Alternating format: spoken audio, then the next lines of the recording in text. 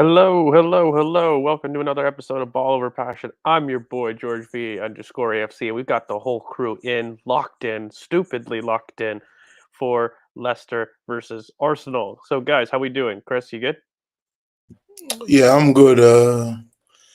Always confident versus Leicester. We've beat them 4 out of 4. Um, they're the second worst home team. We're the best away team. So I'm feeling confident going into this game. Yeah, and you know what? Look, I always love to play against teams that give you between the lines space and time. And, that is what Leicester do. They have an entire chasm between their kind of defensive line and their midfield line regularly. So I'm very much looking forward to this game. I think we're going to see a return to kind of the attacking fluidity just by nature of them giving us all that space and time. But, current mate, how you doing? Yeah, no, it's all good right now. Just thinking about this lineup with obviously Trossard coming in for Nketiah, and as you said, the fluidity should be back. So it'll be interesting to see how they set up, especially given that they don't have Madison. A lot of different intriguing matchups coming up on the pitch. So quietly confident, but yeah, well, let's see how it goes. Absolutely. And look, in terms of just quick team news to get everybody up to date, of course, James Madison not in the squad. It's a massive, massive boost for Arsenal. I keep saying in group chats, it didn't matter if he was in. I still felt that this was a fixture that we would be very high favorites in. However, of course, him not in is a really key miss for this Leicester side. And of course, Tielemans has had a rough relationship with Rodgers over the last couple of months, especially not getting his move. So him not being in the starting lineup means we've got a fairly favorable midfield matchup in terms of I believe it's Ndidi, Kieran, Dewsbury Hall, and who's the third that they've got? In Dennis Pratt, I Dennis believe. Pratt, yeah. So that's a very favorable midfield, even beyond the fact that they leave spaces kind of in the back, and of course. FaZe is somebody at the back that I think has been getting a lot of attention, but for me, it's somebody that you can very much highlight and target. So I really see this being a very routine win. In terms of our own lineup, I'll ask a question for you guys. What do you make of the fact that Trossard's going to be in this false nine role? I mean, it's something here on the channel we've been screaming of for quite a while in Are order we to sure really, it's going to be him false nine though? That's the yes, question. The way the Like, lineup's been shown, like the only thing that I'm thinking is I feel like this is going to be a more Jesus a Jesus sort of role for him. It's not going to be that'll be specifically regardless. occupying central areas. It will That, be him. that would be regardless that of would the, mean he's a false nine, just yeah, drifting wide. yeah. Yeah, no, he'll be a wide forward for me. Like we'll rotate both him and Martinelli, which will what we've been screaming about for the last I don't know how many weeks now. Yeah, no, it's something on the channel that we've been thinking of. But the one thing I wanted to ask you is because his natural instinct is to stay in the box, by the way. So, in terms of the theory of what he could offer as a profile, the reason that we want him there to interchange with Martinelli is because we know he can be wide. But Trossard himself doesn't like pulling wide. Like, he likes to stay within the frame of the 18-yard box, even when given space. So, I do think that. The theory of us seeing more of a Gabby Jesus and kind of Trossard link up with Martinelli is the fact that it's just a profile of what he looks like. But I think on instinct we're going to start to see personally him stay a lot more central in this game and be in the box, which is a good thing because I think that's where you get him his goals, and he is probably our best finisher in the box at this moment in time, and even broadly in terms of the squad. Like I don't think we have a better finisher in the box than Trossard. So it's going to be excellent to see. What do you guys make of the fact that we've got Partey on the bench coming back, which is clearly being eased in, but just looking at that bench broadly, it's starting to look fairly juicy, especially when you consider that Gabby Jesus is likely to make a return kind of in the squad next week. Um, what do you guys kind of make of the fact that we've got now essentially a second team that can compete with very many first teams? Like, do you believe that that's going to lend us well for these next 10 games where we've got, in essence, mid-table teams on the horizon as well as Europa League? So I'll go to Chris first. Like, what do you make of the general squad? Yeah, I think the subs were needed. The subs back were needed because it got to a point, well, it is at a point where everyone knows who he's bringing on, what time they're coming on. and hopefully it can show a bit of a change because Smith Rowe's back.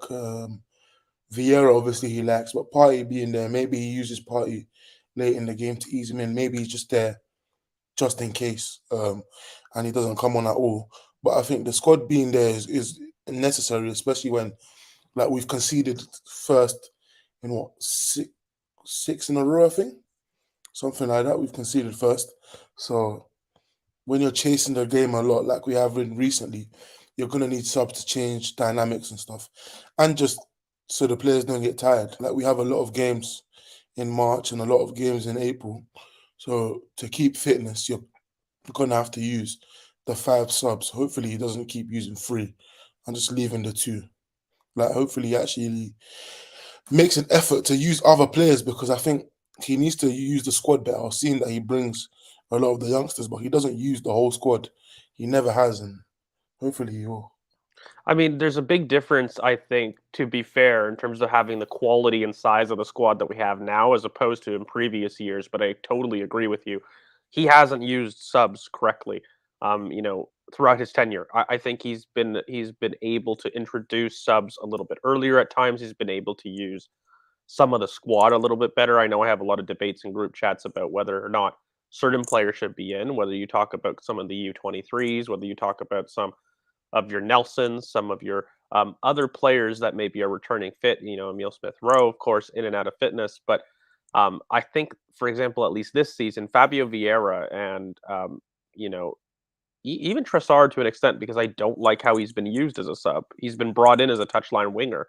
Um, and that isn't his profile. It's somebody that should be closer to the box. So you should be pairing him with a Kieran Tierney, the other player not to be used as a substitute. So it's definitely something that is interesting. Curran, I wanted to get your thoughts kind of on the squad coming up because I think Mikel had made a very interesting quote in terms of his commentary on Fabio Vieira in terms of what he feels about who he is as a player and how ready he might be. How ready do you think that Mikel is in terms of using the squad, particularly when they're all fit? We all know that the question marks exist when there's an injury, and his response to a starting 11 is definitely difficult. But when he has a full squad available to him, what do you think is going to be his mentality in terms of using that squad, particularly as he's made note of it kind of pre-match with Fabio Vieira, and evidently that's at the expense of one of the best players of our season in Granit Xhaka. So, um, what did you make kind of those comments? I mean, the Vieira comments are intriguing because it shows that there is a player that he trusts there. I just think that there's been a lot of narrative on the physicality issues that he's had and the fact that he's not really up to it in duels at times. But there's clearly a very technical, very decent final third player that can really affect the final action, as we've said multiple times. The question is now regarding to your original question regarding the squad. We've seen Mikel not make many changes. I don't think that he's a manager who likes making a lot of changes. It's just a case of can he affect the game at the right times in terms of his substitutions. I think that will be what kind of decides how we play in these next couple of games at least, because I feel like he's very routine with the subs, 60 minutes, then maybe 75, 80, and then a couple at the end. I don't think he's very much a routine type of manager in that way. He tries to find his solutions and plug in his solutions at that specific times to affect the game. So I just think that it'll be interesting to see how he uses the squad in terms of substitutions. I don't see him doing a lot of rotation regarding starting 11s. I think this today, as I think has been reported today, Eddie has been carrying an ankle injury, and that's the reason why he's dropped to the bench. So I don't see him doing a lot of wholesale changes to the starting 11, but I would, and I'm very intrigued to see how he affects the game with substitutions, because that's why I regard using the squad as the question you asked. I think that would be the most important thing. Can he affect games, especially in positive game states where we're having to defend a lead and not sacrifice? For example, with a Vieira, can we still reclaim that and keep that possession and keep the intensity in that into the final 20 to 30 minutes? Makes me happy, makes me smile when the people answer the question as the host, you know? Um, Listen, in terms of the Leicester game, I kind of wanted to talk. What do you think is the best individual battles that are going to be going on? And I'm going to ban the use of Bukayo Saka because I feel as though it's going to be unfair for the next couple games to really talk about that. He is the best player in the world on the right wing, and it's really undebatable at this moment. So I think it's kind of unfair to talk about an isolation or key 1v1 moment with Bukayo Saka. I'll go to Chris first. Where do you think is going to be the biggest 1v1 battle for you in this match? Um, it was Bukayo Saka, but We can't it's impossible to logically do that because I think that he is just at a level right now that is above what you know what everybody else is producing in the world, but also even in the Premier League. Did you see the stat in terms of his key take-ons and 1v1s in terms of the closest comparison? He has something like 235, whereas the next one has Solly March 187. 187, yeah. Yeah, so And it's just people he scored for us has either put us in front or been an equalizer so far this season. But I think, yeah, that one was easy. Saka versus Christensen and Face. But I also think Trossard versus Face will be a big one because Face, if you can bait him in like United did last week and get him on a yellow early, because he's very willing to hit someone like a for a centre back. He's very willing to hit someone, very willing to step up into the space and foul someone. So I think first, if you can get him on a foul early and then make him second guess himself, you don't need to, but if you can get him on a foul early and make him second guess himself, will just make it a lot easier to bypass the defense because they do leave a lot of space. Every time we've played them, we've scored goals by creating space, but even then at home, they're 19th in the table at home. They've the second worst team in the league at home apart from Southampton. So with Woot Face, they will try to start fast, but if with quick combination play, I think we can score a lot of goals down on right. Yeah, look, and I think for the first time we're going to be facing a team that are younger than us since Boxing Day 2021. So that's going to be an interesting dynamic in the match. Curran, for you, what is the biggest 1v1 battle kind of in this Leicester game? I mean, I was going to say Trossard versus Face as well, but I will go with on the other end. I think Iheanacho versus Gabriel. I think will be interesting because Iheanacho has been in very good form for Leicester. I think if there is a threat, there is obviously that front three of Tete, Barnes, and Iheanacho have seemed to be the main thing that they have going for them. Maybe Tete versus Zinchenko, actually. I would have changed it. Tete versus Zinchenko, because I think Tete has started quite well. He looks like a decent little player for Leicester. Can Zinchenko handle him in transition and, out of possession? That one-on-one battle will be interesting. So, defensively, I think, Tete versus Zinchenko. Yeah, no, absolutely. I think that there is some interesting battles on the wings. Like if you're going to take away the Tete, which is one I was going to be going with, I still think that Harvey Barnes is going to be an interesting one up against Ben White. Ben has been in a little bit better form of recently, but it's also the exact type of winger and profile that he would struggle against typically when defending wide channels in the past. And so I think that right now what you're going to see as a dynamic is either Iheanacho or Dennis Pratt looking for early balls into the channels for both Harvey Barnes and kind of Tete to kind of latch onto and look and push them up the pitch. It's going to be very much a case of trying to catch Arsenal in transition, especially when you've got Jorginho starting kind of in that midfield three. We need to make sure that our defensive lines are tight. We cannot have what happened with Aston Villa happen where we had 10 to 15 yards of space between our front line and our midfield line. So the one thing that I am really happy about is I think that with Trossard up in the 11 there, you're going to have a very pressy front line. And I actually think that we see a return to kind of the press that we haven't really seen for the last 5 games, really, in spades. We've seen it in patches, but we haven't seen it exactly for an entire 90 minutes. And I think, at least in profile, what you've got is somebody that's very pressy, very leggy, and willing to press. And then you've got Martinelli and Bukayo Saka that do their jobs, obviously. So we need to make sure that we're keeping our midfield line as high as the front line. That's going to be key. Jorginho naturally will want to drop the line a little bit more just because of his athletic deficiencies, but we can't let him. We got to make sure that our defensive line pushes up.